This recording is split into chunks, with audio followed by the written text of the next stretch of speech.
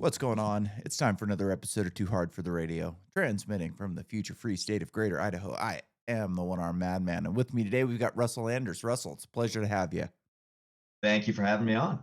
So, Russell, you are a writer. You're a cyberpunk writer, which is one of my favorite genres. I'm always a big fan of cyberpunk.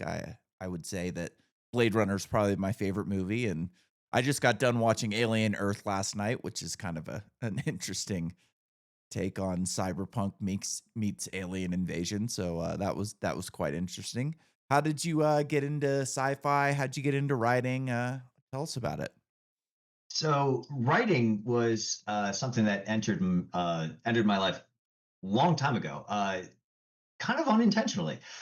I've always been a big reader, but I remember when this really started to crystallize for me. I was in sixth grade, and I had been given two different writing assignments to actually write fiction, one for a history class, one for English. And I came back with something like triple the requested page count. And unlike most of my classmates, I didn't get them back with much correction. In both of them, just at the end, both teachers said, "You seem to have a flair for this." And I really enjoyed storytelling. I've been playing role playing games like Dungeons and Dragons since I was 6 years old, um, and I just I liked the the possibilities of what could be and what we could make in terms of narrative. So it was just something I started to do more and more. And then um, as I got older, I started to think that this could be something that I do for real, not just a hobby. And I've been cranking away at it for a while. This is the first time I've broken into print, but it's been a long time coming. That's cool, man. Like I've always been, I would say, a good writer. After I got hurt, I was kind of sitting around doing nothing for a long time and started dabbling into writing. I started a blog for a while, and the blog kind of took a back seat when I started the podcast. But I never learned how to do like grammar or syntax or any of that type of stuff when I was a kid, and I always dreaded the actual writing of it.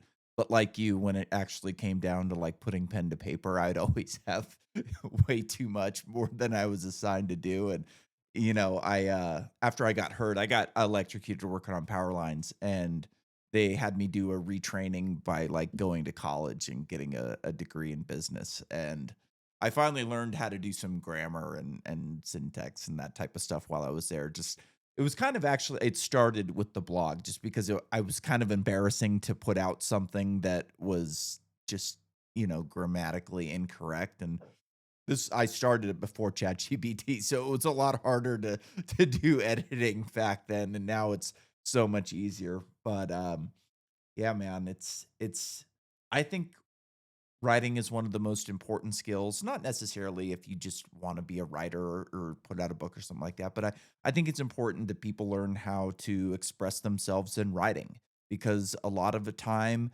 especially in like situations when you get heated with somebody, maybe it's your boss or your wife or your significant other, whoever it is, like a lot of the time verbal communication goes awry. You can say things you don't mean, and a lot of times it's hard to take things back that you didn't mean. You know what I mean? It's Oh, you can't put the toothpaste back in the a tube. lot Now, of once times you just it's can't. Once it's out, it's out. And if you can sit back and calm down and kind of get your feelings out on paper, you can let it sit for a couple days and then edit down and get it to a spot where it's like, okay, I feel comfortable sending this person this piece of writing because it clearly expresses what I'm feeling without going overboard and saying things that like I don't mean. to riff on that, I also obviously think that writing is incredibly important, but to hold hands with that idea is the idea of storytelling. Yeah. I think that stories are enormously important, even if we as a society are moving a little bit away from reading and more towards video. And it's not even just streaming services. I mean, people can sit there and go down the YouTube rabbit hole Mhm. an entire day or more. um, it doesn't I have a preference for writing. Obviously, that's where I am at home. But it storytelling itself is tremendously important, and this was one of the reasons I ultimately really pushed for years to get myself to a place where I could break into print, because I think that collectively, the stories that we consume and the stories that we tell each other have a tremendous influence on who we are as individuals and as communities. And these days, there's not a lot of new stories. There's everything is a reboot, a Mhm. remake, a reimagining, a soft reboot, a sequel, a prequel, Yeah. and it's all product. There's no story. One of the things my editor used to told me at one point was, she said, I can tell that this is a story that really you need to tell it. Like there's some sort of there's a burning agency to like get this out, Mhm. as opposed to, hey, this market tested pretty well. Let's try a variant of this that hits the same beats. And it doesn't have any soul. So I think that um, you know, the kind of thing that you're talking about, sitting down and really thinking about what you want to express, that's that's a wonderful piece of writing. That's authenticity, and that's why it resonates. And you don't need to be grammatically perfect in No. order to express that. It's People recognize when there's heart in it. And I think that is what really makes great writing and stories. Yep. And I think that like good storytelling does exist, especially within like I'm big into audiobooks. I read probably 2 or 3 audiobooks a week at some times, depending on how good it is. I like to sit in my hot tub at night and just throw on an audiobook and lay back, look at the stars, and kind of just let my imagination create the story, as I'm listening to it. It's what do they call that? Theater of the mind. Yes. And, I've found some great books and some great authors that I really enjoy listening to, And when you go like, I very rarely watch TV anymore. I finally watched Alien Earth because people told me I should watch it, it's good, blah, blah, and it was okay, like you said, this is a reboot. This is not, like, really anything, and it's like a reboot of stories that we've seen and heard before. The Alien story is from before I was born, and it's 1979, I think. something like that, right?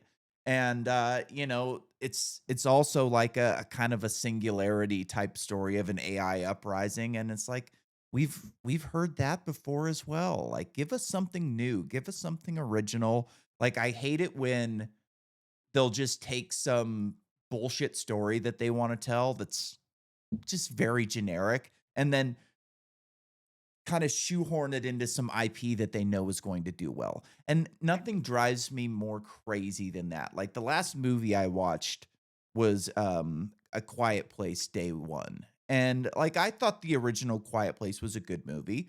I thought, some of it was kinda, dumb, and there were some whole plots into it, but overall, like, grading movies on a curve because they've gotten so bad as of late, like, I thought it was okay, and it's like, "Okay, I'm gonna watch this new one because they say, "Oh, you're gonna find out what these aliens are about, why they're here, all this type of stuff."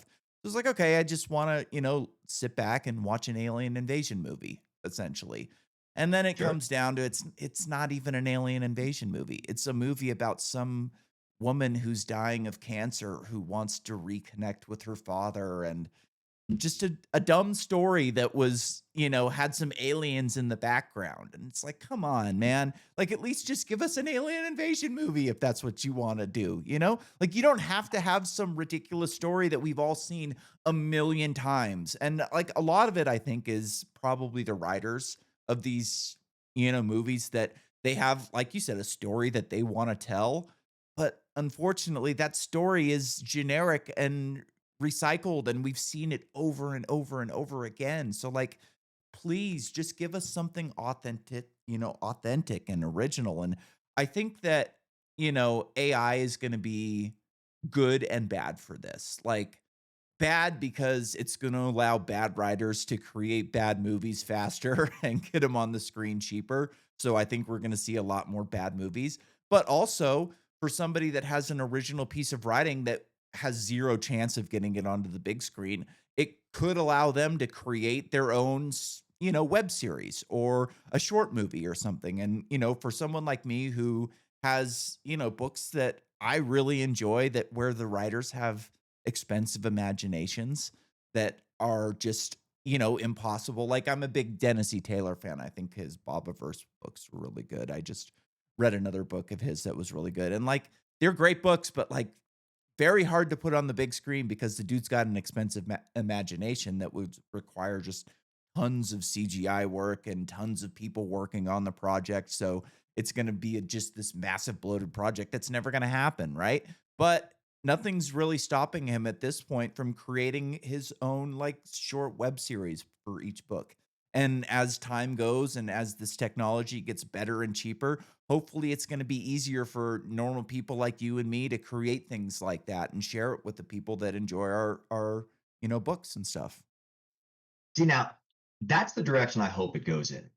Um, my my concern is that people begin to rely on AI as the author, Yeah, and that's it's where we're going to already run happening all over YouTube. it.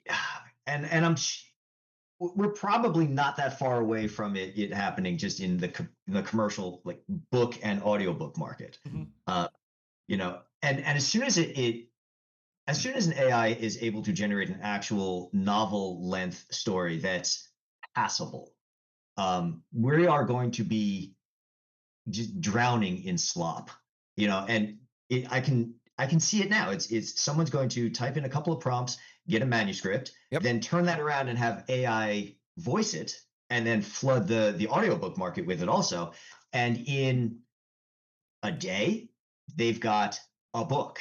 They could crank one out a day, 30 a month, and that's one person over and over and over again. But the thing about AI right now is all it can do is take what's already in Yeah. existence and reformulate it.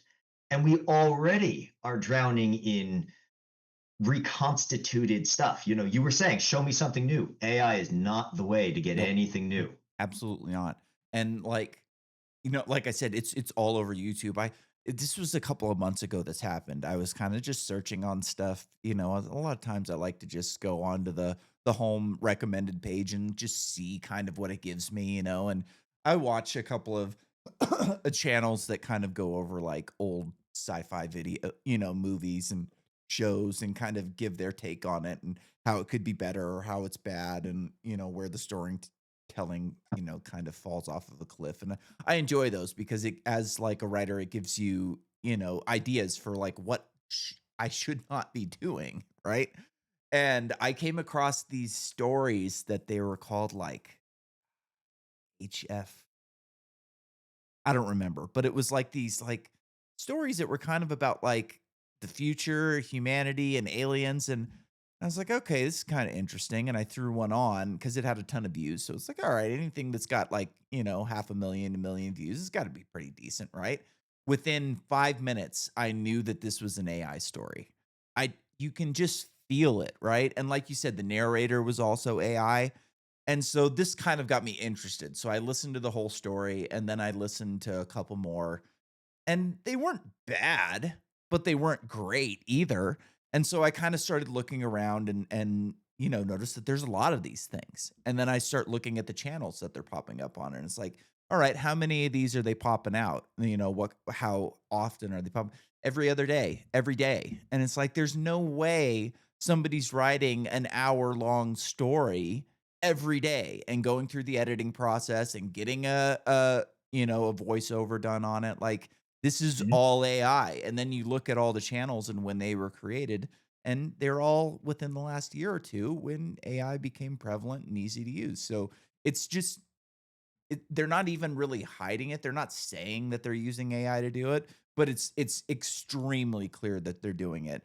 And I guess like for people who are just looking for empty content, like, I guess it's passable, like, these things are getting a lot of views, like I said, but as you said, there's nothing really original about them. They're repackaged stories from Alien or Terminator or any of these classic movies or books that have gone into this in depth over the years, and they're just kind of taking a piece of this one and a piece of that one and kinda just packaging them all together, and and it's probably just created from a couple easy prompts. Hey, I want you to write a story about this, and I want it to be this many words. Yeah, yeah, and if you project that into the future, imagine what that means uh, for storytelling as a whole. Because you and I grew up listening to and reading stories that were written by artists. Mhm, People had that need to put something out, the need to create and originality. You have a whole generation of people who are going to grow up where their baseline is just reconstituted stuff and slop. slop. Yeah, I mean, a lot of it is, yeah, sure, it can take a little bit of Terminator and a little bit of RoboCop. Brilliant stories, both the originals, but put together in a way that is thoroughly derivative. It's like bad fanfic, and that's their starting point. And then that's where they're going to start building from. And what do? You have writing at that point becomes, or storytelling at that point becomes, taking little pieces and putting them together. It's a copy of a copy of a copy of a copy, and each one degrades. So it's a little bit of a soapbox of mine. I firmly believe that there is a a very high value to um, softer skills like writing and storytelling and understanding narrative. Yes, you need science and education, Mhm, or not education, engineering and technology, and all of that stuff. But there has to be that less technical um, aspect to a person's education, so that um, they just they have that sense to them. Even if they no, not everybody is going to be a writer.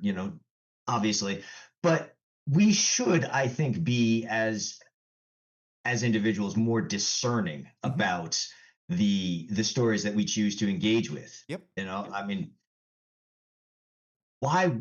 I remember a friend of mine told me about a show that he had binged on Netflix, and he says, "Yeah, you should check it out." It's like, "Why is it good?" It's like, Eh, it's not bad. Why would you recommend it to me then? What makes you think that I got time for it? It doesn't suck. yeah.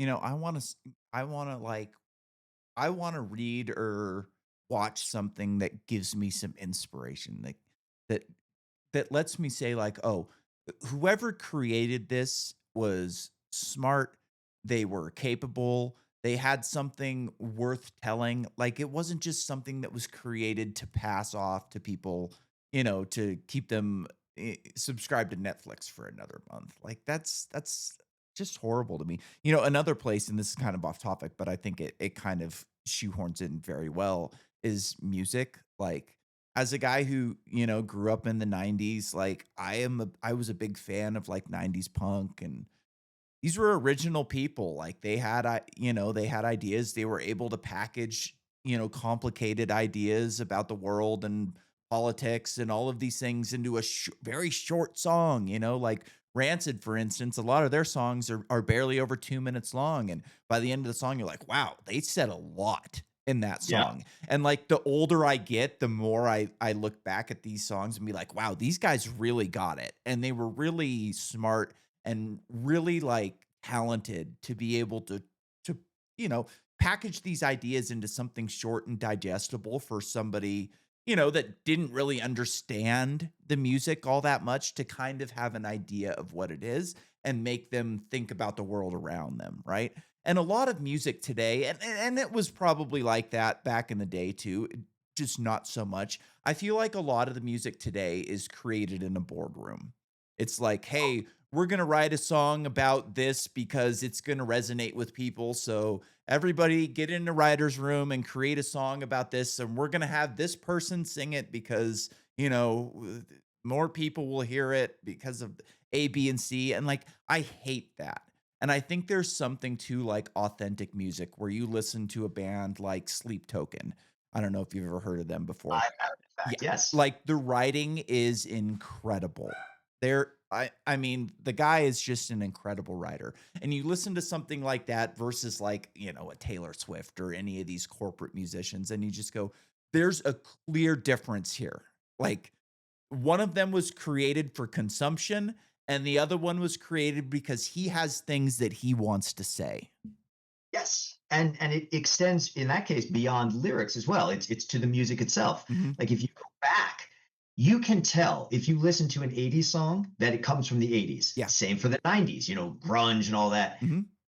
Past 2000, can you really tell the difference in sound between something that was released in 2007 and 2017? Nope, it all sounds the same.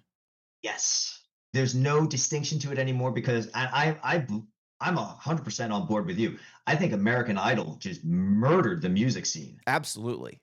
Just completely destroyed it, and, ugh, it's it's sad really because, like, as a rocker myself, like, I I love new music. Like, I love my old music too, like, I'm wearing an Ozzy Osbourne shirt right now, like, he's the man, he's one of my, favorites of all time, and I love listening to Ozzy or Black Sabbath, but also, like, I wanna hear some new stuff, and there's so few bands out there that, like, I feel like put out new music that is actually worth listening to. Yes. There's a couple, like, I love Ghost. Ghost is another great Love band. Like, Ghost. Ghost is great. Like, the guy is talented, the writing is clever and a lot of times funny, and I enjoy that, but there's so few bands that are like that. But at least, like, we do have these smaller bands, like, none of I don't think we'll ever see another band that is as big as, like, Ozzy or the Rolling Stones. Like, music just doesn't quite work like that anymore. You're always gonna have your pop stars like Taylor Swift or something. Like, they could replace her with somebody else tomorrow if they decided to, and, all of her fans would just kind of go over because that's what they're looking for. They're really not looking to, like, think about anything, like, I've got a 13-year-old little brother whose parents are older, they're in their 50s now, and his favorite band is AC/DC. And, like, I like AC/DC, but at the same time, like, AC/DC has a time and place. Like, it's great for football games. It's, good for a long drive to wake you up every now and then, but there's nothing really going on there. Their songs are about hedonism. There's no deeper meaning to anything where, like, you listen to Black Sabbath or Metallica or something like that, and you go, there's these guys are telling you a story, they're making a point, like, there's some deeper meaning here, there's some existential dread or politics or war or whatever they're singing about, and, like, this is real life compared to a band that was kind of just Taylor Swift with guitars in a way, you know? Yeah. Good pick, by the way. Metallica was where I was going to go next too. Yeah, I mean, Metallica, they should have never been as popular as they are with the things that they sing about. Like, the powers that be do not want people singing about things like that. They don't want the Right. public listening to things like that. And they became popular despite what they were singing about because they're such a great band, you know? And there was authenticity in their Yep. storytelling. Yep. You can Master of feel Puppets it. is You about can struggling hear with it. addiction. Yeah, I'm like, people could relate to that kind of thing. I know, when I was in college and I had some hard times, I would listen to Fade to Black on repeat because Yeah. I could not find a better representation of that bleak mindset. I Yeah. mean, they got it, and I felt like they got me at the Mhm. time, and that's again, we go back to story. I think that's the real power of it. And so when it's just product and designed because it tested well in markets, you're never ever going to get that. Yeah. And I have seen, and I've read books, I have seen movies that I did not like, but that I could at least respect because I could understand what they were trying to do, and it was artistic. Mhm. Like the one I'm thinking of is what's called Red State by Kevin Smith, Yeah. and That was a good movie. it was a really uncomfortable watch Yeah. because it was designed to be that way. Mhm. Every time I thought that I had figured out what was going on, he changed it. And then I saw in an interview, that's exactly what he did. He said, every time I thought I knew what was going on, I figured my audience did. So I was going to mess with them. And so it was just constantly just getting yanked in one direction and another that was coming out of nowhere. And it was a very interesting experience for me to watch it. I cannot say that it was satisfying, Yeah. but it was interesting. And I Yeah. respect what he did because there was artistry behind it. Yeah, I haven't seen that movie in years, but I do remember aspects of it. It was kind of like a, what am I thinking of? Yeah. the place that the ATF firebombed. It kinda had that type of feel to it, you know? Um, yeah, man. It's a bummer because I love movies, you know, I've always loved movies, my dad had me watching old movies when I was a kid, we would watch all the older westerns and Terminator and all the old sci-fi stuff, and I always enjoyed, you know, those types of movies, and I feel like we've been deprived of that today, and a lot of it is like, you know, my 13-year-old brother, I can't get him to sit down and watch a freaking movie. His attention span is so short that he won't watch a movie, and it's like, I keep telling him, like, "Someday you're gonna meet," you know, he's homeschooled, which is, I think, good at this point in time, but he doesn't have as much personal interaction as I did as I was a kid. He still plays hockey and, you know, goes to the dirt bike track, so he's around kids his age, but at some point, like, dude, you're gonna need to know pop culture references, and you're gonna need to know this type of stuff. And it sucks because, like, not only does he not wanna watch an old movie because, you know, his kids tend to believe everything old is not good, but there's nothing really that's any good that, you know, we can show them. I remember I took him to see the new Avatar movie. He wanted to see Avatar, and it's like, all right, I kind of liked the first one. It was a visually satisfying movie. The storytelling was lacking, but you know, like it's worth, I guess, going to a theater and watching it. And just what an awful movie, I thought. Like the entire movie was, it was like a 3-hour movie that wasn't even really a movie. It was just a repackaged of the first story, and the change event happened at the end of the movie. So you got no resolution within the movie. Like it was just a setup for the next movie. And that is so annoying to me. They did that in Alien Earth as well. Like, I don't know if you watched that show, but the last episode wasn't really even a series finale. It was just a lead up to the next season. It's like, give us some resolution, give us some answers, give us something, right? 100%. You know, it's interesting to hear you say that. I hadn't considered this before, but that sort of thing is rampant in storytelling now, Mhm. right? Like everything got, I mean, Marvel made a whole thing of it. Yep. Nobody, I noticed this. The last time I went to the movies, nobody left, and it wasn't a Marvel film, but nobody left when the credits were rolling. Everyone was hanging out waiting for the post Yeah. credits teaser for. Isn't it interesting that everybody's first response when presented with something now is, okay, what's next? Mhm. Because what you just got wasn't satisfying enough to hold you over? Like you're immediately moving to whatever is coming next. Like you're forgetting about this before it's even over. Yeah. That's atrocious. Yeah, there's no resolution to anything. It's all an advertisement for the next movie so you can sell me something else. It's just a consumer-driven product at this point to keep you kind of occupied for a couple of hours and, like you said, keep you wanting the next thing. And I mean, a lot of like my favorite, you know, shows or movies, they didn't need sequels. Blade Runner didn't need a sequel. I feel like the sequel was kind of just a money grab in a lot of ways, you know? The Alien movies didn't really need sequels. Like, I would like to know more about the whole story, but a lot of times, like, hey, just leave me on edge and let me think of myself, you know? Or let me go into the comics and see what the comics have to say. But like, we just if you're smart enough, if you're creative enough to come up with a story like well, I guess Ridley Scott didn't come up with Blade Runner. That was a book before. But like there's so many great books that these people have written that you can make stories out of, you know? You don't have to just continue it and repack. How many more Star Wars do we really need? You know? We don't We need already any have more more of than we these freaking movies. They're not giving us anything. There's no answers to be had. And a lot of times, like, I look at these stories and I go, why couldn't you just do something like I'm not a a great storyteller, but I know how a story works, and I know how to make a story more entertaining because I've you know, read so many and watched so many, and like what the guy did with Avatar was ridiculous. Like a lot of what he wants to do is revolving around climate change.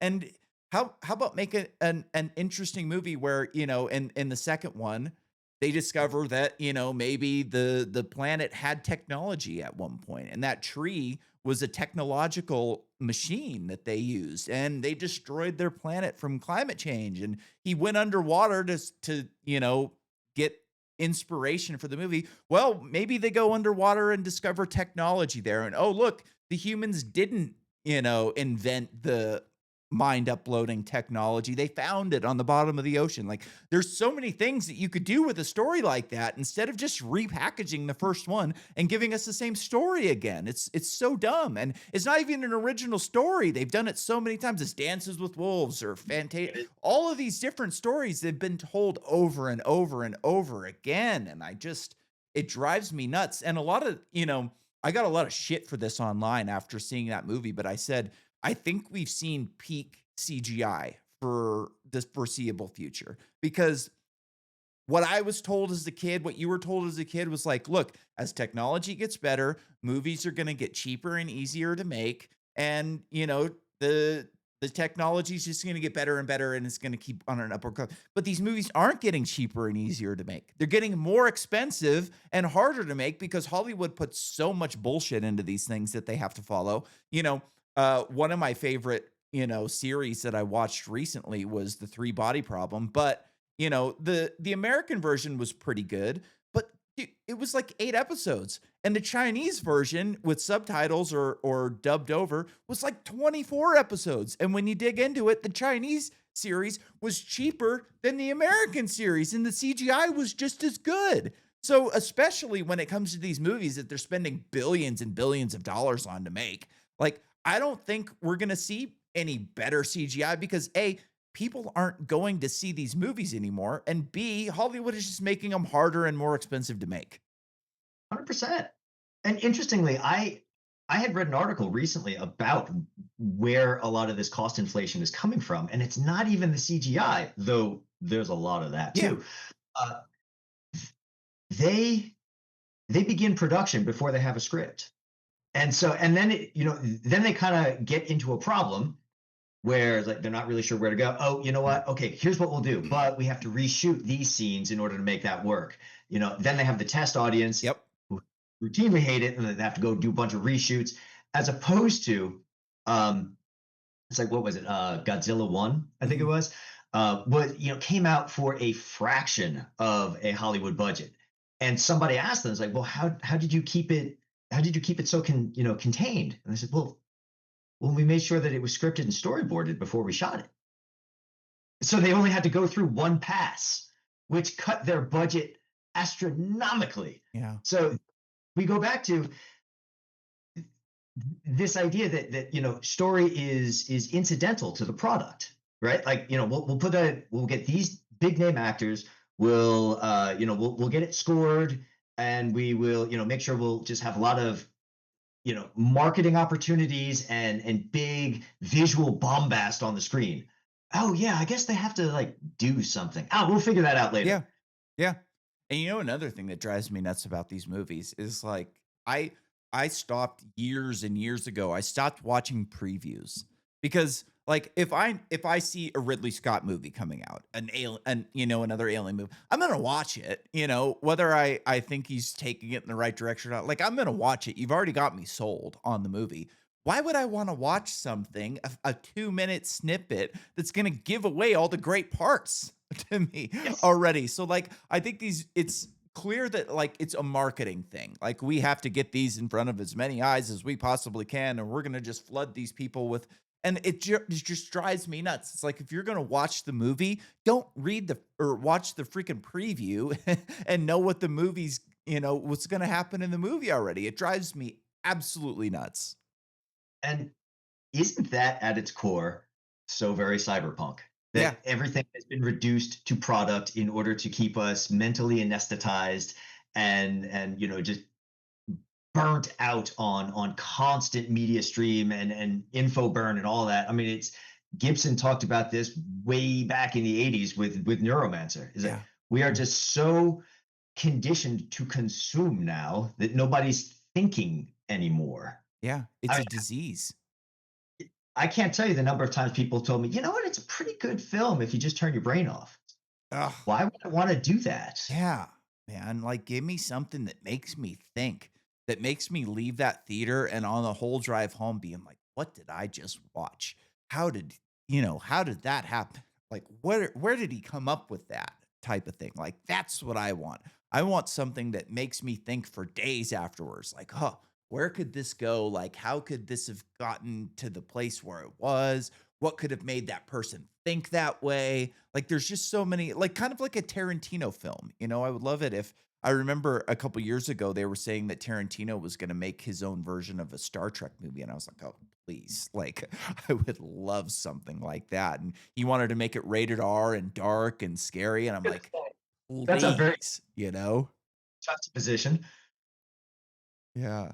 So, all right, back to Cyberpunk. Who aside from like Gibson, who's, incredible, who are some of your influences? Who did you start reading when you were a kid or as an adult or Yeah, Gibson's been the big one for me.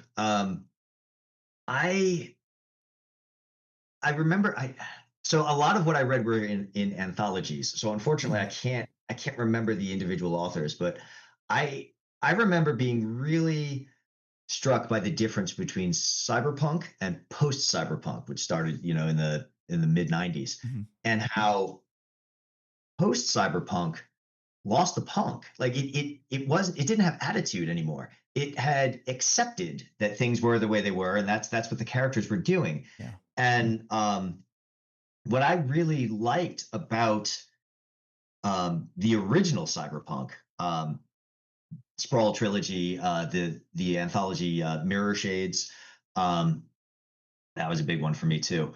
Was that there was a there was a clear eyed view that this is the way the world is, but I don't have to like it. mhm, And the overwhelming majority of the characters that we follow didn't fit for one reason or another, but those reasons were personal. So like, I refuse to play this game.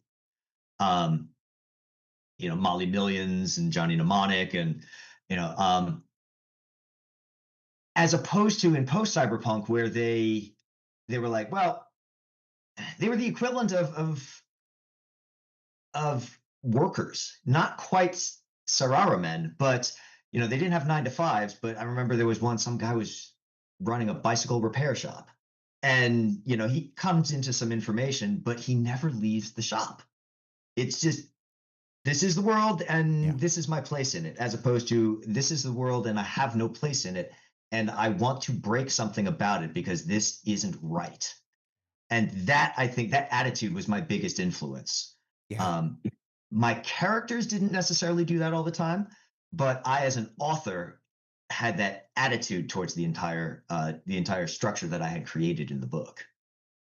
Yeah, man, like, for me, like, when I was a kid, like, I didn't really understand the world around me. I was a dirt bike racer. My parents were young and they didn't really understand anything. It was kind of like, "Hey, this is just what we do. We go and we race dirt bikes and, we watch movies and kinda just exist in this world that hates us that that we don't really know hates us." And, like, as I became an adult, like, it got more and more clear that I didn't fit in with the world around me and that I wasn't happy with the way things were. And I didn't feel like I fit in with any like, especially when you get like into politics and stuff like that. It was like, well, the liberals hate me because I like guns and the Republicans hate me because I like pot, and it's like, where do you fit in when both of these, teams that you're forced to pick a side on hate you for different reasons? And it was kind of just like this inevitable thing that I didn't really understand or want to understand because, you know, what really makes you want to understand people that hate you, right? Like that was kind of the way that I felt about it. And after I got hurt, things kind of changed. Like I ran out of things to watch on TV essentially. It just after a while of sitting around the house and having nothing to do and watching everything that is on TV, watching all the old movies and shows again. Like one day, it was just like I don't have anything to do, and I remember I watched this documentary, um, a guy named Michael Rupert, who was called Mr. Apocalypse. They did a couple of like, short documentaries on him, and he was the guy that I don't know if you've ever seen this, but there was this hearing in Los Angeles about crack. And he kind of stood up in front of all of these politicians and was like, I was a detective with the LAPD, and I have proof that the CIA infiltrated the drug networks and flooded our streets with crack. And like that was kind of his claim to fame. And, very cyberpunk in a lot of ways, Yes, right? absolutely. And he ended up like getting into peak oil and all of these things, and they did this whole documentary. It was called Collapse, which was a good documentary, and like I think he got a couple of the things wrong. He ended up killing himself on his property in Northern California near where I was from. And I remember watching this documentary and being like, wow, that just like gave me a lot to think about. And one day, like the next day, I was like, I wonder if there's like interviews with this guy online, and I go on to YouTube, which I'd never really explored YouTube in any way at this point. And I found like a 4 hour interview with Joe Rogan, the guy from Fear Factor. I'm like, oh, well, this might be interesting, and it just sent me on this whole rabbit hole. And years later, like I appreciate cyberpunk and punk music so much more because it gave me, that feeling that things weren't right and that maybe it wasn't me. And I kind of always had, this back and forth like, is it me? Is it not? Is it the world around me? And after learning about so much and like kind of getting into like libertarian theory and stuff like that, like it it was just so great to go back to these books and to go back to the songs and just, like think like, okay, it wasn't me. Like there is things wrong and Yes. people did understand it back then. I just didn't get it. You know what I mean? And it's an empowering feeling to like finally realize that there is something wrong with the world that we live in, and that if you are a good person and you do things the right way, you get the shaft a lot of the time because you're not willing to play the game. And for me, like I was never willing to play the game. I always had a problem with authority and a problem. I always hated cops. I got screwed with as a kid for dirt bikes, like just people screwing with me on our own property. Like we tried to build a dirt bike track on our own property, and cops put my dad in the back of a cop car because he refused to stop, running the backhoe or something. And it was just like, this is crazy. This is our land. Like, how can you tell us what we can and can't do on our own land, right? And we're in the middle of nowhere in Northern California. This isn't hurting anybody. My neighbors are all my family members. They don't care if we're doing this type of thing. And it was that was a long rant about a lot of things that didn't really have a conclusion to it, but the kind of point that I'm getting at is like I think it's so important to especially like with Gibson to go back to these books and to look at like how these guys got it so many years ago. And like I appreciate that younger people are kind of waking up and seeing that the world around them is screwed and this political system is screwed and technology is more for enslavement than empowerment, and to see that like, hey, these guys saw this a long time ago. Yes, absolutely. I it's prophetic in a lot of ways. Mhm. And people used to. I remember I would hear a lot about how Gibson basically created the idea of the internet back in the early 80s. Like, oh my God, like that. Yeah, that's not the most impressive thing. I don't even think that's the most important thing. Yeah, okay, he did get that, and that's cool. But he also got um, people conditioned to work so they had money so that they could consume so that they could buy things that would keep them distracted from what was going on around them in the world. And that he also got right. And that's a much, much more important message to get out there. And so when I hear people say things like, well, cyberpunk is dead because the aesthetics are all ray traced graphics and neon, and nobody's into that kind of thing anymore. That's so dated. I was like, It's you not. know, it, the idea that cyberpunk is style over substance is the culture of cyberpunk. It is not what the genre is about. It is showing you the dangers of becoming style over substance. If you think that that's really what it is, and so the style is out of date, and therefore the genre is out of date, you've missed the whole point. I think it's more important as a genre than it's ever been. It used to be you would say, cyberpunk was 5 minutes in the future. It's sci-fi. There's technology that doesn't or didn't exist now, but it's not like Star Trek with faster than light travel and energy No. weapons. It was things that you could see in a couple of decades maybe Yeah. coming to be. And in some cases, we don't have the fully articulated, implants and wetware in the brain and everything, but we certainly have the IT infrastructure. Yes. I can't wear it right now because I gained about 40 pounds in the last year and it's too small. But like, yeah, man, like we've got stuff. And one of the things that like drives me nuts about like sci-fi is when you watch like The Winter Soldier or something like that, people think that prosthetics are so much better than they are.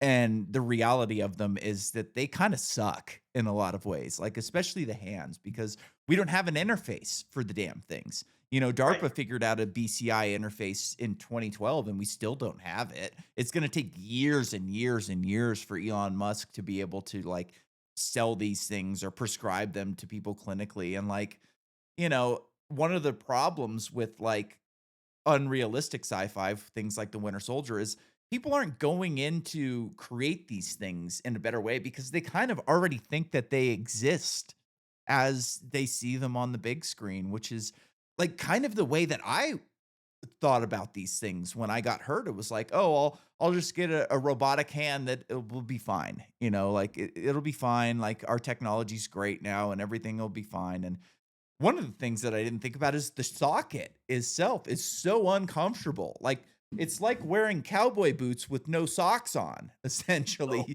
You've got this rubber and plastic thing that goes onto your skin and it's cold in the winter and hot in the summer and it's just a nightmare and like ugh. I don't know where I'm going with that, but continue, please. uh, I think that so yes, obviously there's tech that's still out there and we can't touch. But a lot of the societal elements, the less flashy things, like we were talking about, the ubiquitous data sphere, Mhm. the hyper consumerism, the conglomeration of companies to the point where they form entities that rival governments. That's no longer 5 minutes in the future. That's maybe 2 minutes in the future, or we're already there. Yeah, we are. Like, there's government enforced monopolies all around us right now. When I went to college, like, I do everything on my iPad.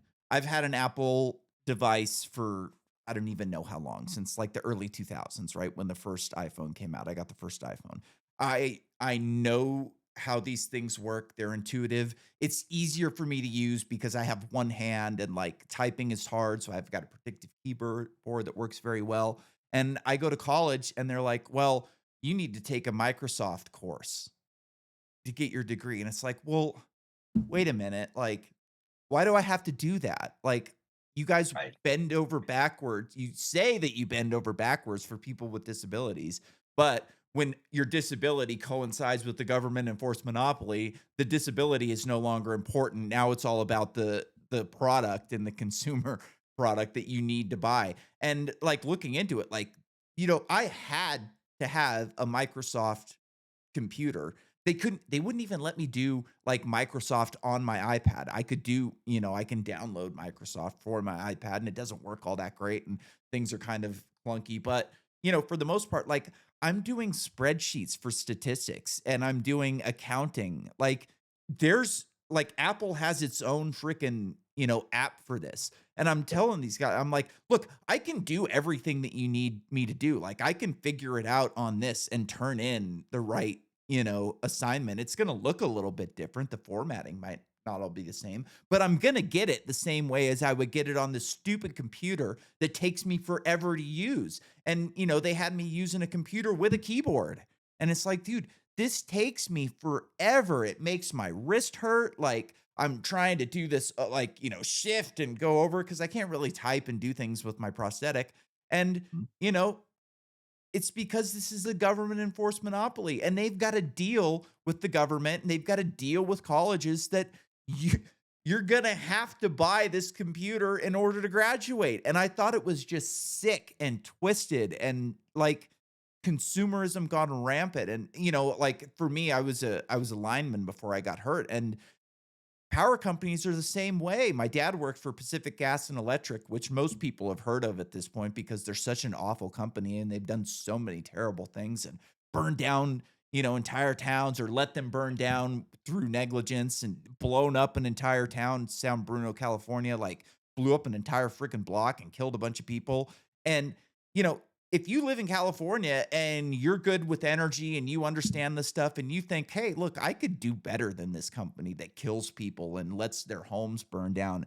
You can't because it's a government enforced monopoly and you can't start another power company in Northern California even if you wanted to. Even if you had the ability to do it better, cheaper, doesn't matter.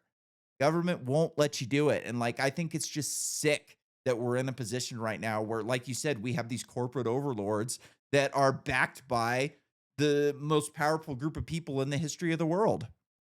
100%. It's everything that the genre was trying to warn us about. And your story about Microsoft versus Apple in college becomes even more insidious because you're going to college ostensibly to learn concepts and skills, but what they were teaching was product. Mhm. I mean, that's It's forced sick. consumerism at a level that's just it's abominable. Yeah. And, consumerism, like I said earlier, it's such a disease. And like I had it for a long time. Me and my ex-wife, I can't even tell you how many thousands and thousands of dollars we spent going to restaurants in San Francisco when we lived in San Francisco. Just untold amounts of money that, that we were blowing every day because we didn't wanna cook.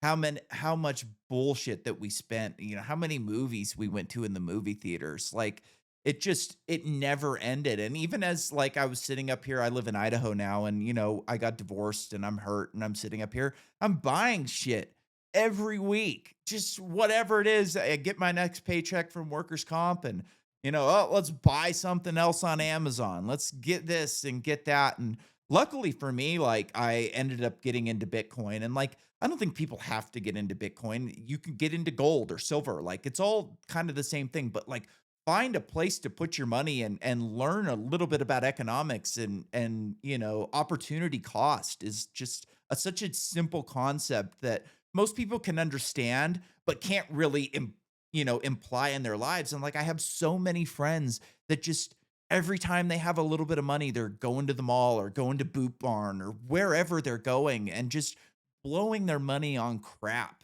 because they don't like for me, like I never thought that I would have enough money to invest in anything. When I was living in San Francisco, like I was working at a bar and I was making six figures. I was doing really well. Not really well in San Francisco, but really well for anybody else in normal society post 2008 type of thing. And I went to a Charles Schwab one day because like I ended up actually like my grandfather was big into the market and as I got older I realized he wasn't really good with the stock market. He just listened to Jim Cramer every day, which is why he ended up losing all of his freaking money.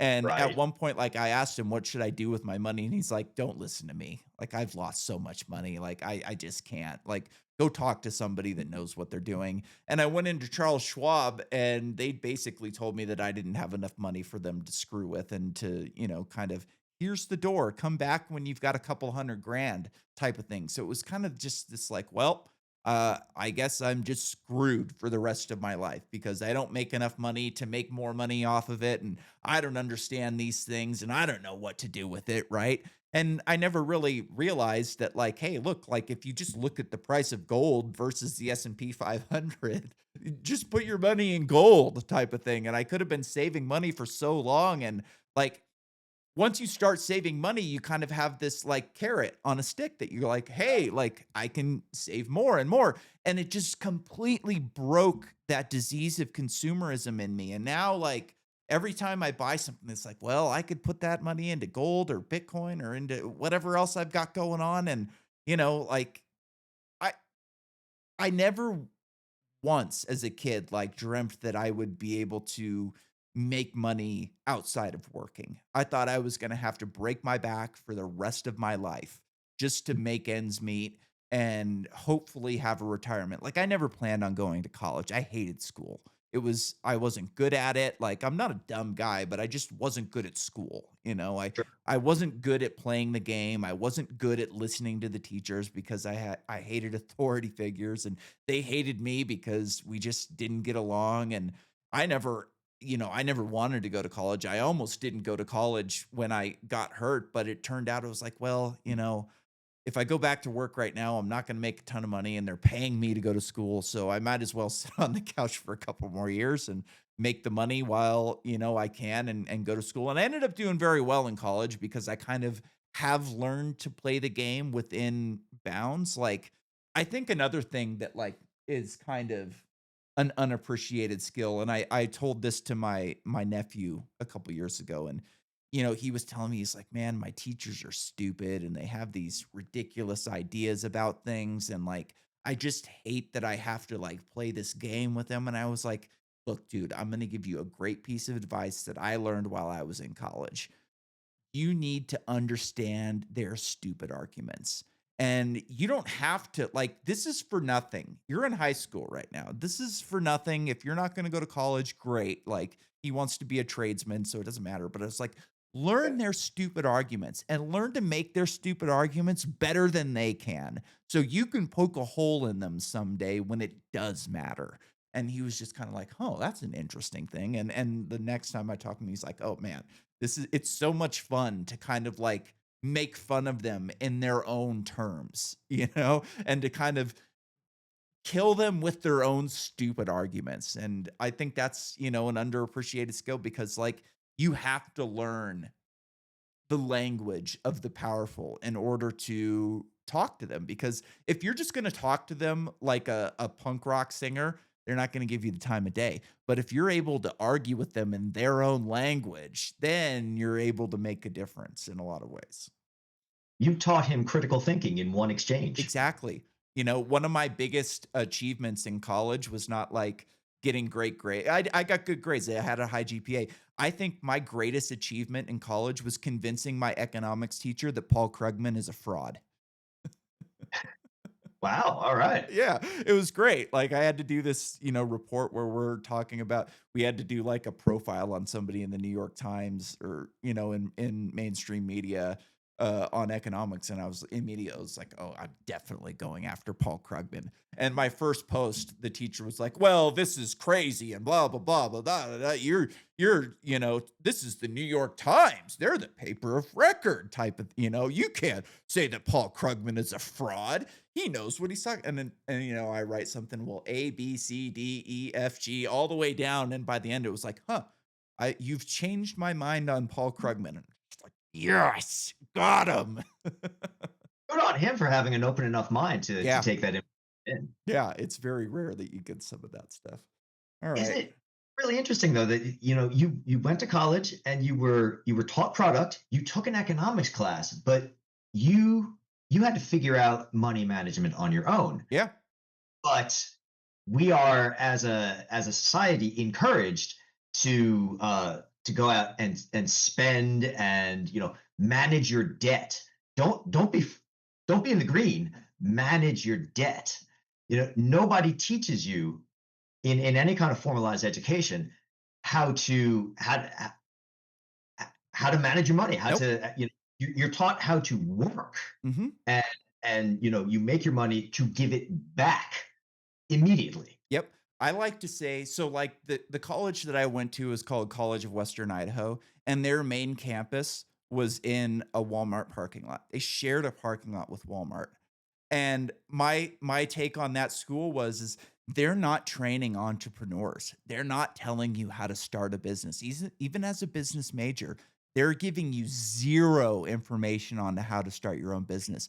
They're training managers. And not only are they training managers, but they're just training a manager and shipping him across the parking lot, because that's all they really want is the next generation of middle management, right? Like, they don't want you to go and start a competing business to Microsoft. Are you crazy? Why would you do that? Their products work so good. You don't need to think about that, And it, it was just so discouraging. Like I'm not an economist by any means, but I've read, Economics in One Lesson by Henry Hazlitt, and I've read it, a book on Mises's, book on economics, and like I get economics better than most people, right? And as I took macroeconomics and microeconomics, and like in Austrian business cycle theory, there is no macroeconomics. It doesn't exist. It's all human action. Humans act. You can't really model large groups of people. It never really works out, which is why Keynesian economics doesn't work. And our system goes through these massive boom and bust cycles that, you can kind of plot on a graph before they even happen because it's just over and over and over again. So like we get into macroeconomics and I'm like, okay, hopefully this will be interesting. And my economics teacher had us listening to socialist podcasts on NPR, like literally like a socialist economics teacher is doing these podcasts on NPR. I was like, oh my God. And we start reading this book and, I'm wondering how they're going to tackle the business cycle. This is kind of interesting to me because, Austrian economics is based on business cycle theory essentially and human action. And we get to the section on business cycle and it's this long. It tells you what the business cycle is. Oh, we go through these boom and bust cycles. It sucks, but that's just how things are. It's like, wait a minute. You're not going to explain why we go through these boom and bust cycles. You're not going to explain interest rates and, quantitative easing and money printing and all of these things. And like me and you were both taught as kids. I'm sure your parents said it to you multiple times because my parents used to say it to me all the time was money doesn't grow on trees. But turns out that's not true.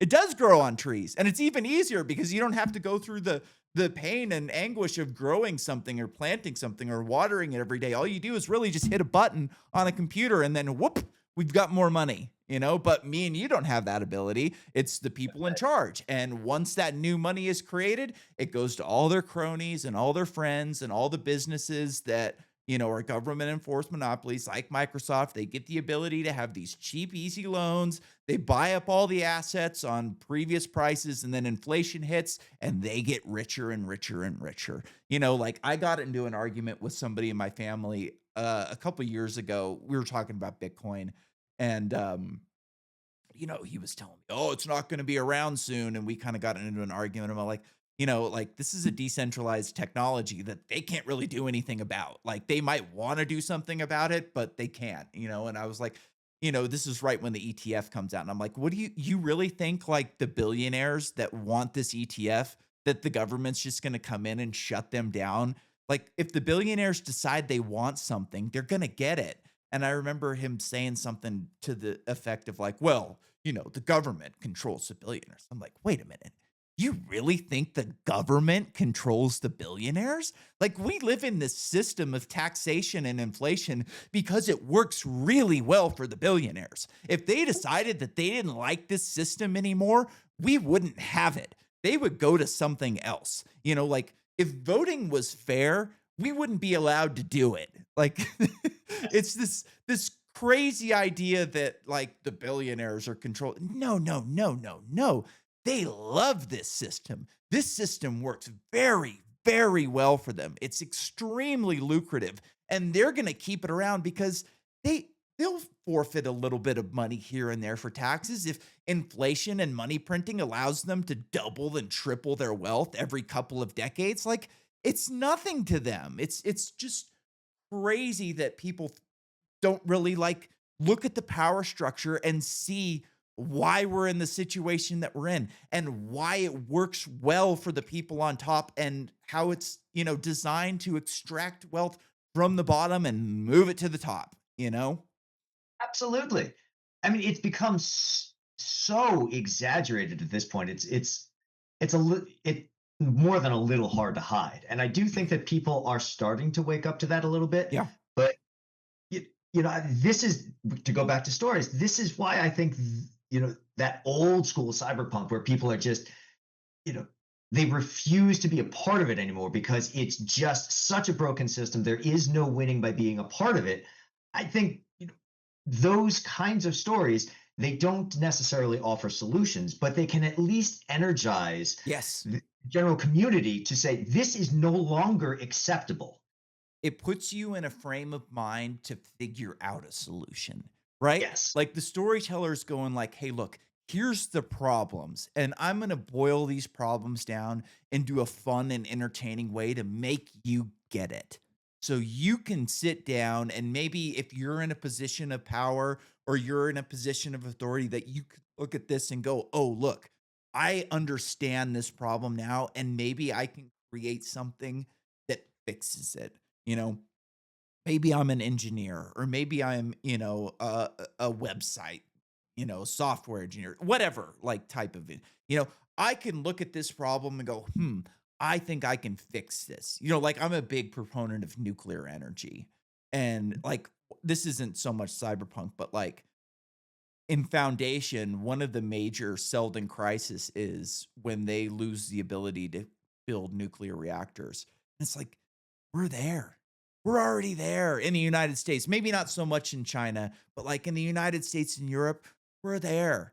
And in the last few years, we've had these very smart businessmen that are finally going into nuclear energy and creating these modular reactors. Like, if they hadn't made nuclear a dirty word in the 70s, we would have like we would have small reactors in our garages right now, I think. I like truly believe that that's a possibility within 20 years of good engineers actually sitting down and looking at the problem and figuring out how to fix it. Minimum, we should have one in my HOA, which I hate HOAs. That was the only mistake I made when I moved here was buying into an HOA. But like we should have a reactor.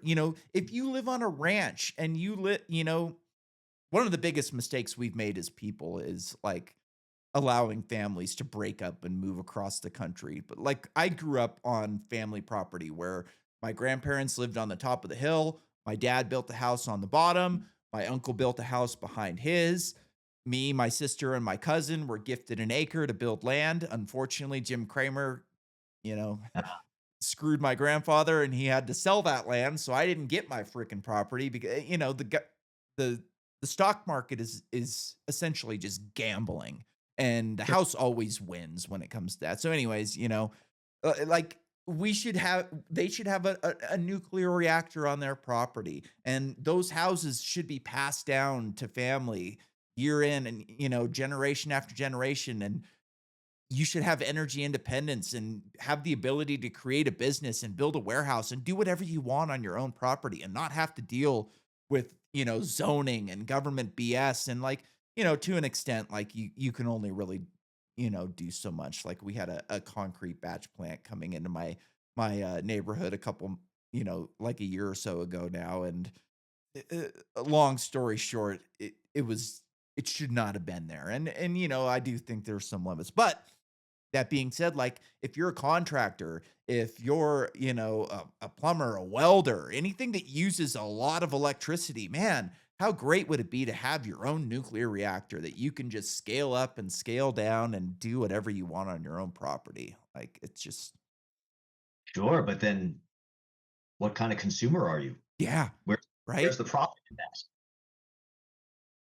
And that's ultimately, I think, where a lot of the problems come in. And again, like that's what the genre is really good for, because when the profit motive is the driver behind every major decision, it something else suffers because that has to take top billing.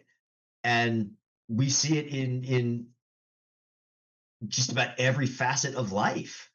Um, everything from you know, power, internet and cable. I mean, everybody hates their cable company. I mean, Yeah, I don't even have cable. me I neither. just have connectivity. But I know plenty of people who hate their cable company, but it's the only game in town, Yep.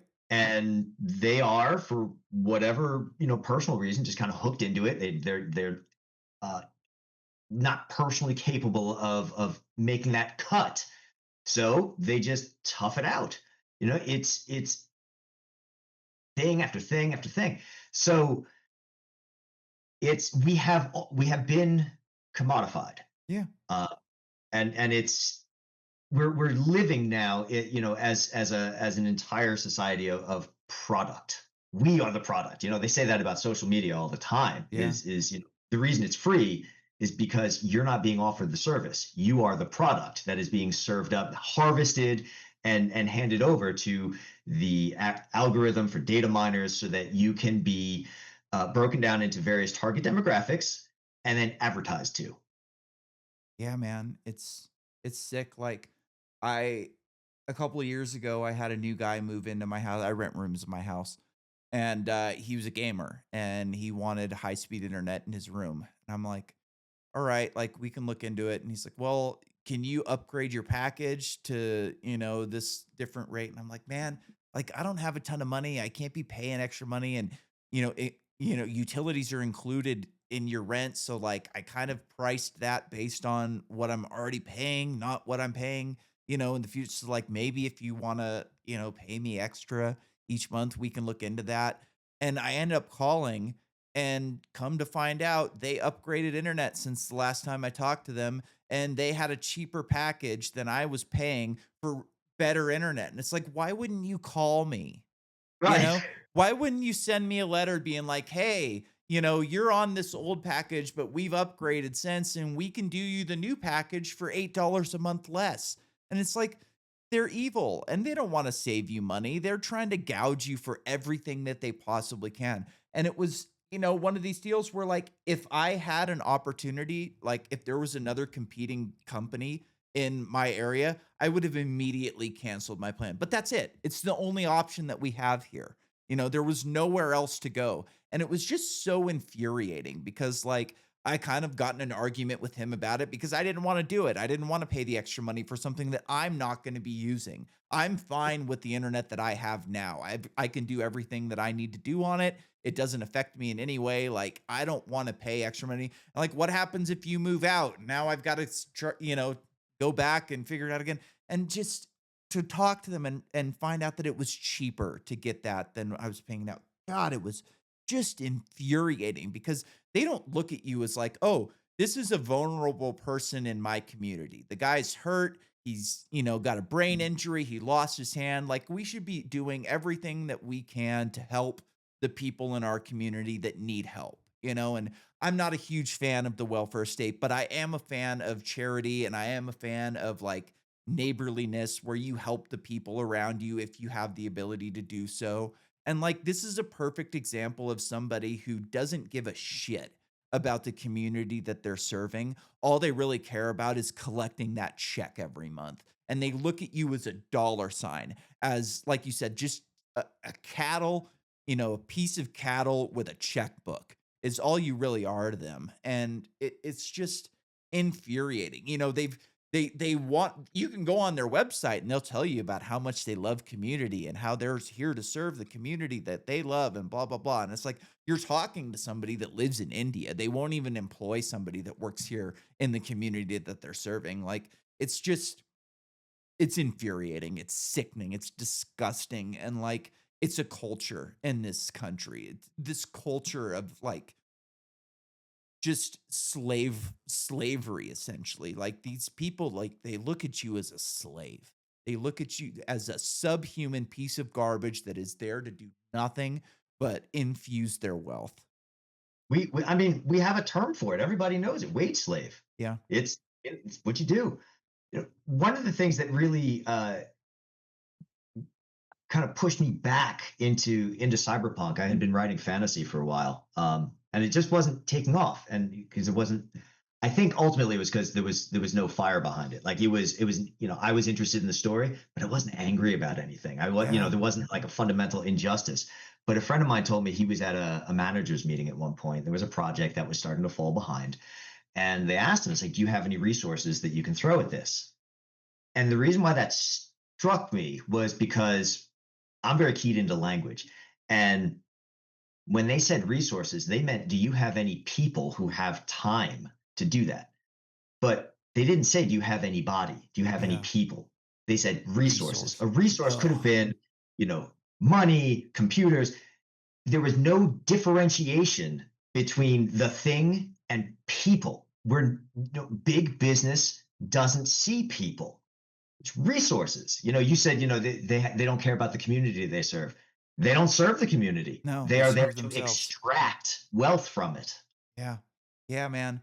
Like that concrete batch plant that wanted to go into our neighborhood, like it was so disgusting when we were like at the community meeting, like at town hall, and they're sitting in front of the board and they had their lawyer come in, and the way that they were freaking talking, it's like the room is packed with 200 people that don't want you here. Period. You know what I mean? And well, look, if we're allowed to be closer to town, then we'll be able to lower our prices and you'll be able to buy concrete for cheaper. And it's like, yeah, well, what about our roads? What about our air? What about the noise levels that you're going to be having that you're right outside of our housing development? Like, and just to the ways, oh, we'll be able to save the environment because we're driving less. And it's like, we don't even have emissions in Idaho. You know what I mean? They got rid of our emissions a couple years ago because all of the vehicles on the road, like 80% of our vehicles on the road are all brand new. So finally the government was like, what do we need emissions for? Like these were designed for older vehicles that, aren't efficient and were kind of, dirty and didn't run all that great. Now these things run so freaking good. Like we don't even need the emissions. And just to hear them come up with these excuses for why they needed to be right here in town and how we care so much about you. It's like if you cared about this community in one way or another, you would look at all these people standing here and go, okay, we're sorry. We tried to get into a place that we shouldn't be, and you caught us. We'll move it outside of town and that'll be it. Like nobody in that room believed for a second that they were actually going to lower their prices by being in town. Like all it was a couple extra percentage on your profit margins. That's it. You were going to charge the same amount and just make more. And nobody believed it for a second. Like, ugh. And the only real reason that that plant didn't go in was because they bought land by an airport.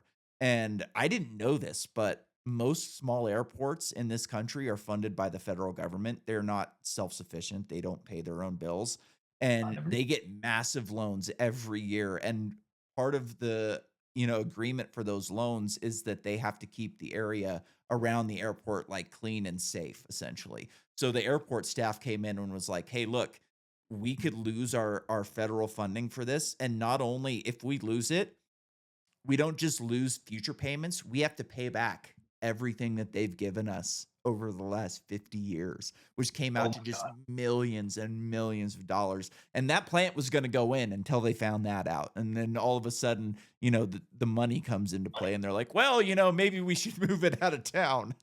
Yeah. Yeah, it's so when you get that kind of communication, you are stuck between either dehumanizing language or flat out lies that insult your intelligence.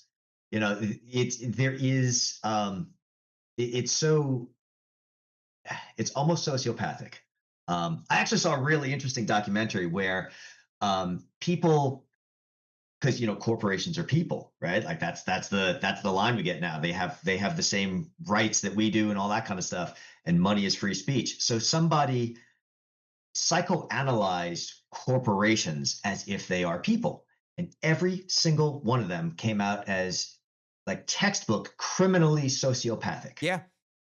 Yeah, I can believe that, man. Sociopaths are very good at business a lot of the time. I've kept you a little bit longer. Do you have a couple more minutes? I wanted to ask you a bit about technology. If not, we can call it here. Oh no, I've got, yeah. Sure, Go cool. ahead. So, what are some of the like newer technologies you see coming down the pipe? Like me and my co-host have an argument about robots. He thinks that humanoid robots are going to be doing a ton of our jobs within the next 5 years. I think we're further out than that based on like portable power and energy requirements, all these things. But in essence, like the argument is over not if, it's when, essentially. So like what are some of the technologies you see coming down that we should maybe be hopeful for and maybe be a little bit weary of? So I think that I think AI is going to be a really, really big deal. But I'm not worried about it in like the Skynet scenario, right? Like not anytime right now. I saw a very convincing article that said that generative AI, what we have now, is not the path to generalized intelligence. Mhm. It's just, the way that it works doesn't lead to thinking. It just leads to the illusion of thinking. Yeah. That said, the models are getting better, and um, I hear the same things about, like, oh, self-driving cars are going to just completely decimate the trucking industry because they're just going to be automated. Yeah. We were supposed to have self-driving cars for the last 15 Yeah. years, and they're still Elon Musk running. has been saying next year for how many years now? 2012 or something like Something that. like Like, that. It's crazy. yeah, so I'm not super worried about that. But what I do see, I interestingly, I don't know that it's going to be like the factory workers and the blue collar people who are going to be impacted by it first, because robotics, I agree with you, have a longer way to go. But I think the middle managers Yeah. and the office workers Yep. are the ones who are in more immediate danger, because AI's current capabilities are already starting to step on their toes.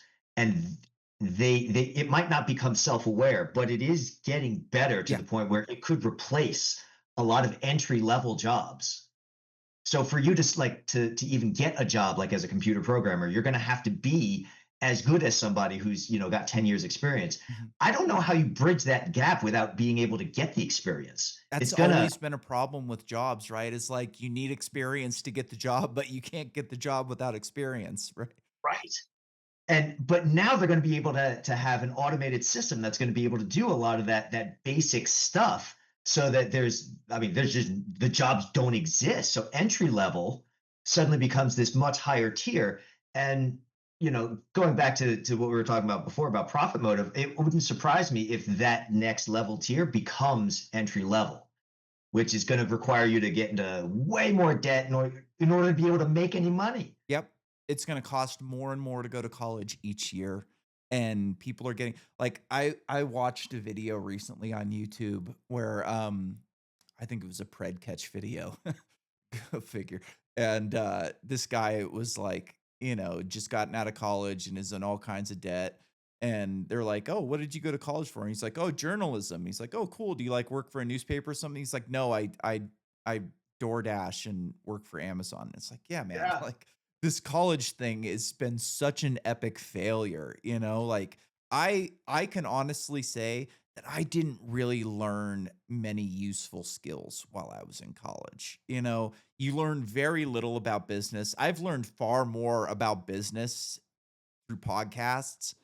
For me interviewing people or from watching or listening to other podcasts, I've learned way more about business than I learned in college. Like a lot of these, professors that are teaching you about business have never even had a real job. They got out of college and they stayed in college because they can't really survive in a free market because they're not good enough to do it, and you're supposed to learn how to run a business through them, which I think is just crazy. Like I've got a buddy who's a contractor and one of his kids wants to go to college. And I'm like, don't, man. Like, what does she want to do? She doesn't know. Well, that's the worst possible thing you can do is go spend thousands and thousands of dollars to figure it out in college. Like, my suggestion to you would be to teach her how to do your books, teach her how to answer phone calls. Like, give her some real world experience and maybe she'll like that and go work for another construction company because now she's got experience,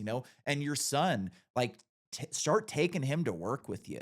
If he can pass all of the tests by the time he's 16, get a GED and get him out of there and have him come to work with you. Teach him how to build things. Like, he's my buddy and I paid him 20 grand to build a room in my house because A, like I'm kind of not really great at doing stuff like that anymore, but B, like I didn't learn a lot of that crap when I was a kid. My dad taught me a lot about working on cars and working on dirt bikes and doing different things, but anytime he would do projects like that around the house, he never really forced me to help him. And I Mm. never really learned those skills, and, like, even if he doesn't decide to take over your business, at least he's got some freaking skills to, you know, take to take to the market somewhere. And if he goes and does something else, fine, but he can do that on his own house someday if he's ever capable of buying a house because, the average home buyer, first time home buyer age in this country right now is like 39 or something. So good luck for him ever to buy his own house. But, you know, That's the other part of this that I am concerned about with AI is that shift of skill yeah, is, and I'm you're already starting offloading to see it to something else, you're right? awfully so you don't learn how to do things, you learn how to use the tool that then Yep. does it for you. Again, breeding dependency. So then, well, what happens when you can't afford the subscription for the tool and you got to use the free model? If Yeah. there is a free model, Yeah. you can't do anything because you don't know how to do anything for yourself anymore. You just know how to make the agent work. Yeah. When I was 18, I graduated high school and I moved from Northern California to Southern California.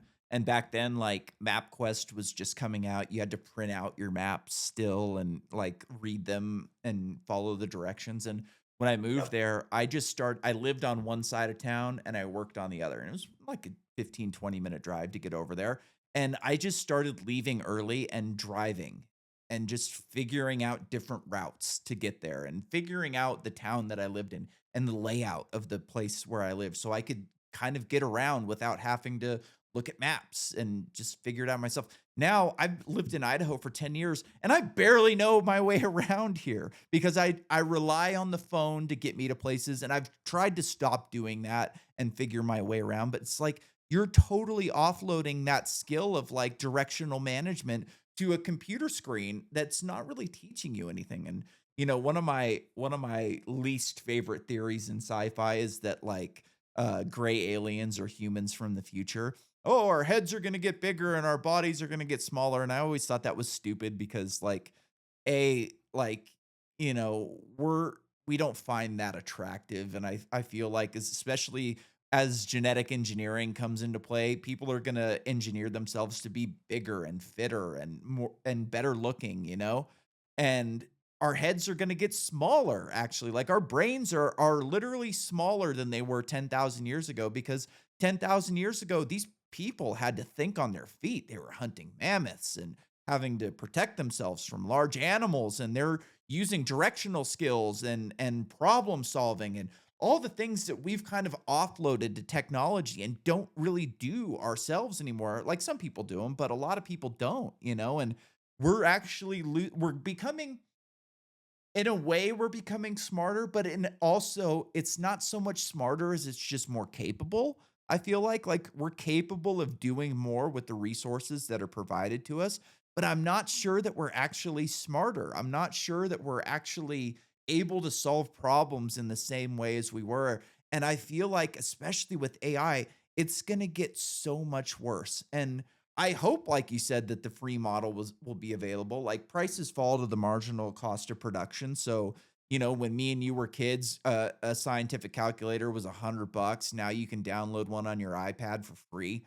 And, Yeah. you can't really charge for that type of crap anymore on the App Store because it's just such a thing. So I would hope that, you know, the free models exist, but like the problem is energy requirements for these things are just going out of control and people don't really people look at like software engineers and big tech as like these wizards that are just able to kind of snap their fingers and make things happen. But with AI, like this is a totally different realm than they've been dealing with for the past 20, 30 years. Like this requires a lot of energy and these generative massive models are becoming bloated, and I think they're gonna get slower and less accurate as they add more information into them because, you know, one of the books I read recently was a Dennis E. Taylor kind of cyberpunk-ish type of book about AI, and, like, his kind of point was that the more information you add to these things, the slower they are because the more crap that they have to go through. Where if you narrow something down to a specific purpose Right. built to do this job in specific, which is what my co-host is doing right now. He runs a company that's building agents that are tailor designed for a specific purpose. Like I want an AI that will automatically know when I report record a podcast. It does the editing for me. It uploads it on the schedule that I wanted to upload to it. It knows how I like titling things and comes up with some good title options. It automatically shares it on social media and takes clips and does it like that agent would be very, very useful for me. And I don't need it to do other things. Like I'm capable of doing these other things on my own. And I'm sure, like with you, you would want something that would be able to, say, hey, look, like these are the podcasts that you should go on that would give you the best chance of selling books. This is where you should advertise, and maybe does all of this for you and gets into your calendar and passively listens to what you're doing so it knows what it should do next. Not necessarily like give you information on everything in the world. Maybe you have another one for research as you're writing, like, hey, Right. this is, the genre of the book. These are the technologies that I'm looking into. Give me some ideas as to like where I should go with this. And you can take those little snippets and expand on them and think on them and go, okay, this gave me something to think about. I don't know for sure. And another thing I would love to see is like for smaller private authors, that are doing self-published, like, hey, maybe you want, I don't know, Robert Downey Jr. to read your book. And maybe he's able to lease his voice out to some company that can put it into an AI and go and do an audiobook for you for a decent price. So you don't have to pay, thousands of dollars to have some actor come in and read your book that, maybe you make the money back on it, maybe you don't. Cause I know a lot of, self published authors, they don't really make money on these books until they've got a couple of them out, and until you build yeah, and you build a readership and you build a group that understands, where you're going and likes what you're doing. So like I could see it being very helpful if it was tailored to like the right way of doing things instead of just being this dictionary of hey, ask me anything. Right. Well, it's going to come back to profit motive. Yeah. What makes them the most money? Not what's best for us, but what is the most profitable? Yeah. Mhm. Although, if anything is going to get nuclear kicked off in this country, will be the energy requirements for these massive data It centers. I has mean, they're to. already opening up 3 Mile Island just to power a new data center that's being built out that way. Yep, I think a good investment strategy for some people would be, you know, buy stock in energy companies in good areas. Tennessee. I don't know that I would necessarily like. There's a couple good ones: Excel Energy, Southern Company, PG&E. Even though they're just a horrible, disgusting company, it's probably a pretty decent investment. The problem is like we can't just snap our fingers and build anything in this country anymore. All the regulations and all the red tape causes things like that to take a long time, and I don't think it's not a it's not a hard thing to figure out why big tech suddenly decided that they were gonna throw their weight behind Donald Trump is because a lot of these companies figured out like, "Oh, wait, climate change policies and artificial intelligence doesn't they can't coexist, essentially. Like, we can't be all on board for this climate change thing and also build AI because we need the energy." And I think that we're gonna have, like, kind of an AI Cold War with China and possibly even Russia. Any country that's willing to build energy fast is going to have the ability to do more with AI. I think that we have the best programmers and the best tech industry in the world. You know, I think that people who are raised in a free country that have this, ideal of freedom are gonna naturally create better products than somebody who lives in like a caste system in India or in a, communist state of China. Like, I think that we have the ability to create better things and that we're going to have the best people behind it. But if you hamstring them and don't give them the energy requirements to do this, like, there's only so much they can do. This, especially with these large language models and these generative models that are requiring more and more energy for every, new step of training, aren't they're gonna flatten out at some point if they aren't able to get this energy into place. And like as a lineman, like we build power lines and when I went to school in 2012, one of the scariest stats they told us was like, "Hey, look, the entire electrical industry in this country is, about 50%, 70%, I don't remember the exact percentage. It was a large percentage of the entire industry was 10 years from retirement because people don't wanna do these jobs anymore. It's difficult, Right. it's dangerous, and every high school teacher and guidance counselor in the country is telling you to go to college, otherwise you're going to be a loser. So like we don't have the people to build this infrastructure even if we wanted to. Most of our electrical infrastructure in this country is crumbling and falling apart.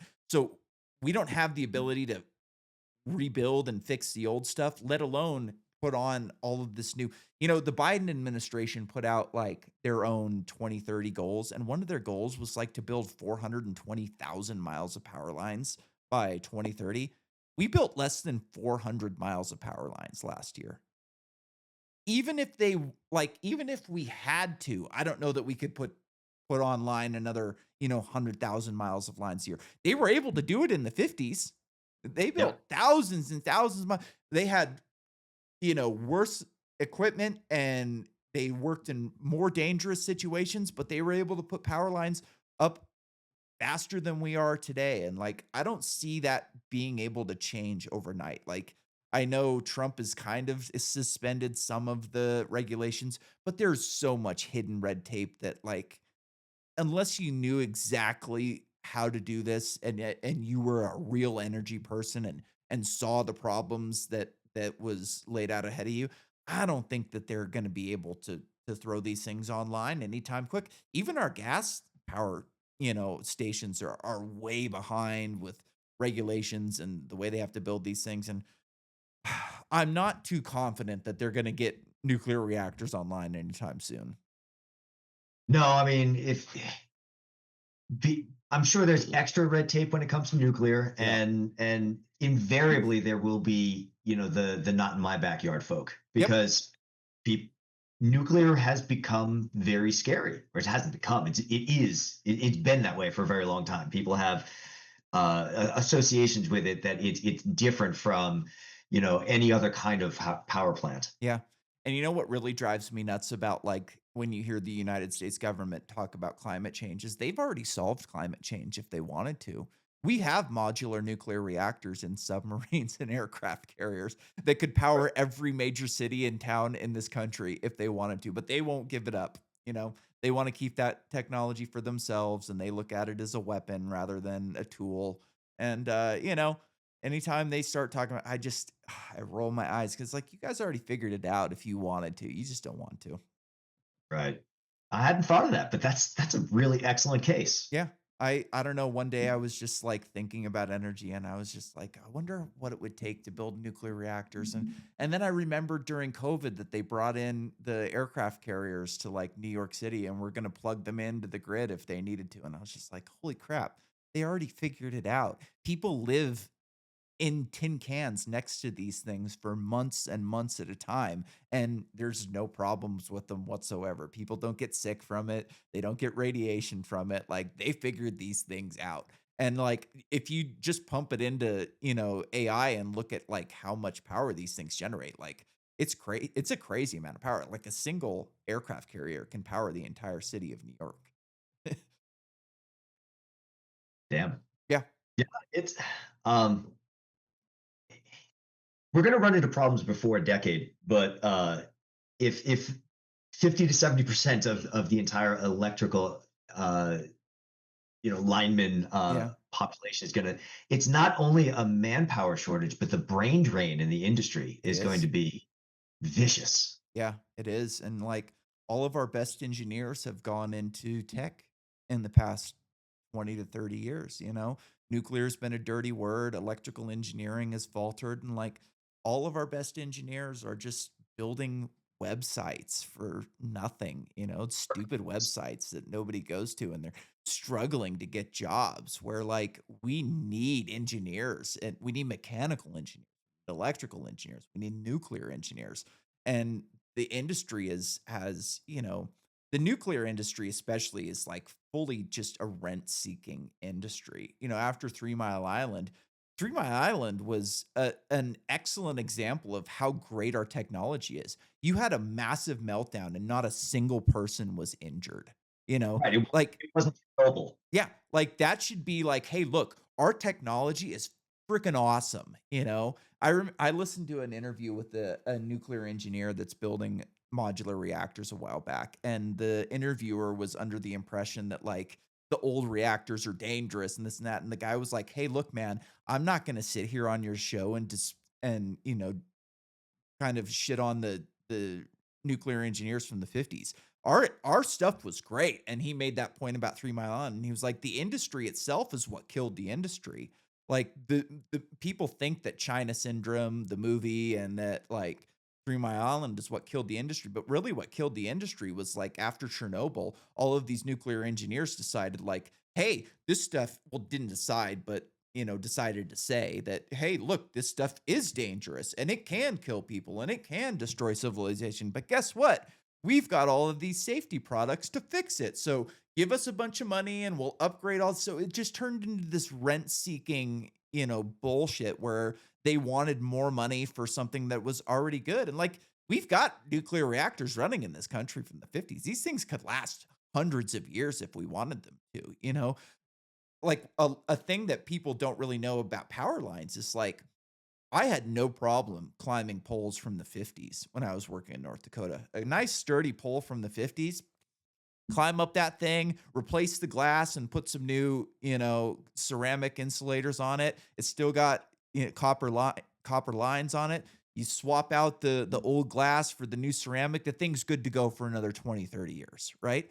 But you start getting into poles from the '70s and the '80s, and oh boy, you start getting scared when you see a date nail from 1980 because they decided to start saving money on poles, and they went from cedar poles to pine poles that they treated with creosote, and the creosote's this like nasty, disgusting, toxic material that it's like a tar that they put on the outside of poles to seal them so they could have pine, which is a cheaper and easier wood to grow than cedar. So they would seal these things with creosote so they didn't get water into them and rot. But what happened was is the seal didn't work and water just got into them and then didn't leak out.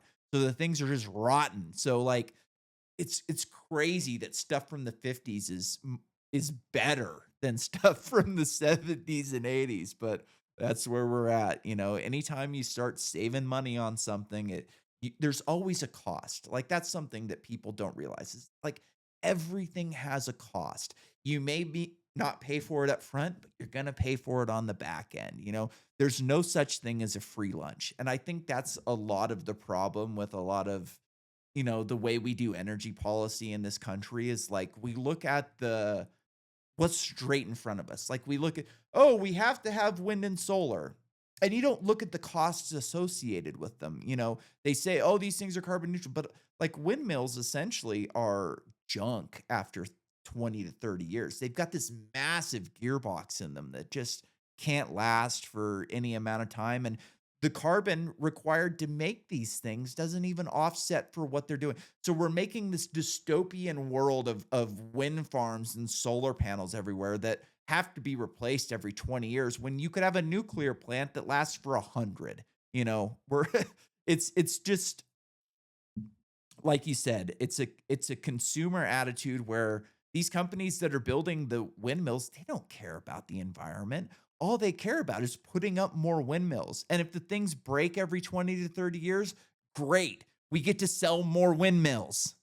Planned obsolescence. Yeah, exactly.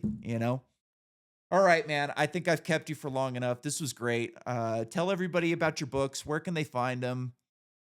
I am on Amazon and on. You can go to Barnes and Noble if you prefer that. It is Demonis Ex Machina by Russell Anders. You can also find the link on my website, russellandersbooks.com. Excellent. Everything's going to be down in the description. Is there an audiobook? Working on it. Working on it. It'd be so nice if AI could just read that audiobook for you I've and had have a offers, but decent. it's not anything I'd be comfortable putting my No. name on. No, it's not. Like I've heard people try it, and I had a guy on recently that tried it and he sent me an example of it, and I listened to it and I was like, "Yeah, I wouldn't do that either." But, it's tough. I have a couple, I love R.C. Bray and Ray Porter. I think they're amazing, and, it'd be great to have a book read by one of them, but I'm sure it's really hard to, get these popular guys to read the books. I'm sure the list is a mile long, and, I for me, like, I've been working on a book for a long time. It takes me a long time to write with the way I do things, and I at one point, I was like, "I need to just get this thing done," but I'm glad that it's taken me years and years to do this because as my thinking has evolved, my ideas have evolved, and if I would've just written it a couple of what the first year after I thought up the idea, it wouldn't be as good as it's gonna be, and, I'd love to have, the book read by one of those guys, but again, when you just write one book, it's hard to get a good narrator, it's hard to And get a it's good expensive. publisher. Are you self-published? No, I went through a small press. I Nice. was published by Acorn Publishing. Okay, I've heard of Acorn Something before. I Did really wanted. I could have self-published, but I wanted to have that gate that I needed to pass through, that somebody else thought that what I had done was finally good enough that they were willing to put some money into it. Yeah, That it was just a matter of quality control. yeah, I've read a bunch of self-published books, and it's a really wide spectrum. Some of them were really good, others had typos and all yep. that kind of stuff. And so I just wanted to go through the traditional route just to get somebody else to sign off on it, especially for my first one.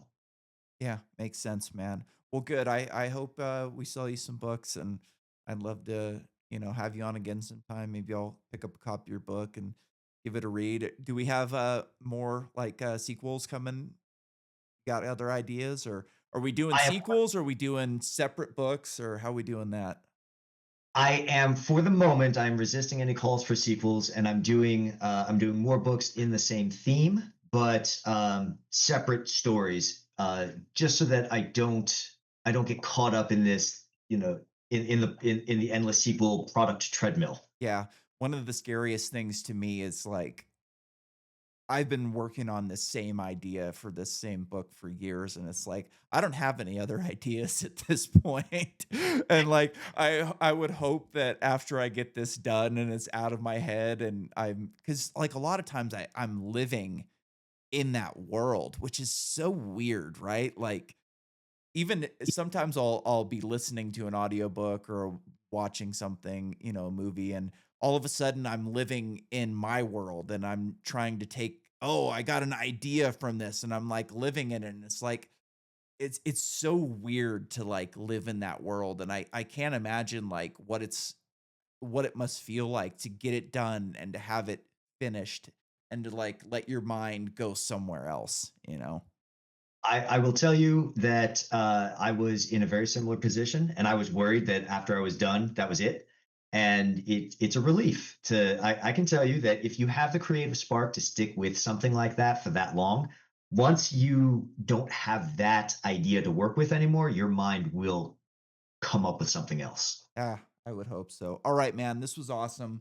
I really appreciate you coming on, and, hopefully we can do this again sometime, and, That sounds great. This was yeah. a lot of fun. Thank Yeah, you. absolutely, man. I love conversations like this. This is sci-fi and, cyberpunk and all this stuff is my favorite genre, and I dig it. I dig finding people that kind of have the same way of thinking, and it's always great to kind of dig into this stuff because there's just so much there, right? Like it's Absolutely. all right, man. Thank you for listening, everybody. We'll talk to you again soon.